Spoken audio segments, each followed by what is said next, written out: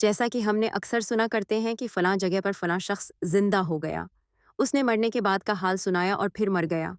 اسی قسم کا عذاب قبر سے متعلق ایک واقعہ گلگت میں پیش آیا، جس کے بارے میں بتاتے ہیں کہ ایک شخص قبرستان کے پاس سے گزر رہا تھا کہ اس نے کسی قبر سے یہ آواز سنی کہ مجھے نکالو، میں زندہ ہوں۔ جب ایک دو مرتبہ اس نے آواز سنی تو اس نے یہ سمجھا کہ یہ میرا وہم ہے، لیکن جب مسلسل اس نے یہ آواز سنی تو اس کو یقین ہونے لگا۔ چنانچہ قریب میں ایک بستی تھی، وہ شخص اس میں آیا اور لوگوں کو اس آواز کے بارے میں بتا کر کہا کہ تم بھی چلو اور اس آواز کو سنو۔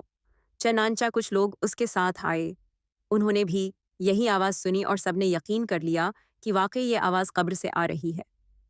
اب یقین ہونے کے بعد ان لوگوں کو مسئلہ پوچھنے کی فکر ہوئی کہ پہلے علماء سے یہ مسئلہ معلوم کرو کہ قبر کھولنا جائز ہے یا نہیں۔ چنانچہ وہ لوگ محلے کی مسجد کے امام صاحب کے پاس گئے اور ان سے کہا کہ اس طرح قبر سے آواز آ رہی ہے اور میت یہ کہہ رہی ہے کہ مجھے قبر سے باہر نکالو، میں زندہ ہوں۔ اس پر امام صاحب نے فرمایا، اگر تمہیں اس کے زندہ ہونے کا یقین ہو گیا ہے تو قبر کو کھول لو اور اس کو باہر نکال لو۔ چنانچہ یہ لوگ ہمت کر کے قبرستان گئے اور جا کر قبر کھولی۔ اب جو نہیں تختہ ہٹایا تو دیکھا اندر ایک عورت برہنہ حالت میں بیٹھی ہوئی ہے اور اس کا کفن گل چکا ہے۔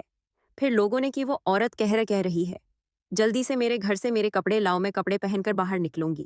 چنانچہ یہ لوگ پورا دوڑ کر اس کے گھر گئے اور جا کر اس کے گھر والوں کو یہ واقعہ بتایا۔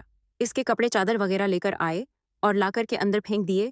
اس عورت نے ان کپڑوں کو پہنا اور چادر اپنے اوپر ڈالی، پھر تیزی سے بجلی کی طرح اپنے قبر سے نکلی اور دوڑتی ہوئی اپنے گھر کی طرف بھاگ گئی۔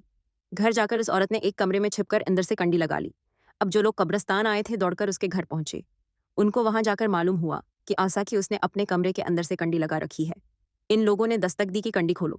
اندر سے اس عورت نے جواب دیا، میں کنڈی تو کھول دوں گی، لیکن کمرے کے اندر وہ شخص داخل ہو جین ہو جس کے اندر مجھے دیکھنے کی تاب ہو، اس لیے کہ اس وقت میری حالت ایسی ہے کہ ہر آدمی مجھے دیکھ کر برد